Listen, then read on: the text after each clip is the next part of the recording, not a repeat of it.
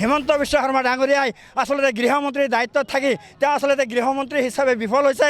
মানুহৰ জীৱন আৰু সম্পত্তি নিৰাপত্তা দিয়াৰ ক্ষেত্ৰত হিমন্ত বিশ্ব শৰ্মা ডাঙৰীয়া বিফল হৈছে। গতিকে আমি মুখ্যমন্ত্ৰী ডাঙৰীয়াক আহ্বান জনাইছোঁ যে সংখ্যালঘু মানুহসকলক যদি আপুনি এনেদৰে গুলীয়াই হত্যা কৰাটো যদি আপোনাৰ আদৰ্শ আৰু নীতি, তেনেহ'লে আপুনি আমাক কওক যে আমি অসমৰ সংখ্যালঘু মুছলমানসকলক গুলীয়াই হত্যা কৰিব বিচাৰোঁ।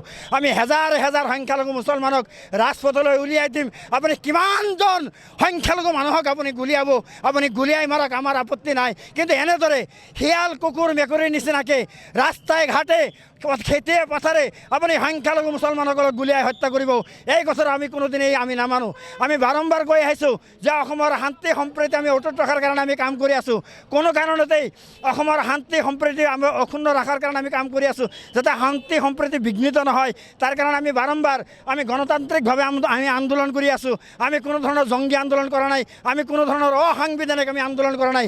আমি সাংবিধানক আমি শ্ৰদ্ধা জনাই, অসম চৰকাৰৰ নীতি আদৰ্শক আমি শ্ৰদ্ধা জনাই, আইনী ব্যৱস্থাক আমি শ্ৰদ্ধা জনাই আমি প্ৰতিবাদ সাব্যস্ত কৰি আছোঁ গণতান্ত্ৰিকভাৱে। কিন্তু আমি যি দেখিবলৈ পাইছোঁ যে মুখ্যমন্ত্ৰী হিমন্ত বিশ্ব শৰ্মা ডাঙৰীয়াই তেওঁ আচলতে আইনৰ ভাষা বুজি নাপায়, তেওঁ গণতন্ত্ৰৰ ভাষা বুজি নাপায়, তেওঁ ধৰ্ম নিৰপেক্ষ যিবিলাক কথা বতৰা আছে সেইবিলাক বুজি নাপায়। তেওঁ সংখ্যালঘু মানুহক নিশেষ কৰাৰ কাৰণে তেওঁ যি পৰিকল্পনা কৰিছে তাক আমি কোনো বাধ্যই সফল হ'বলৈ নিদিওঁ।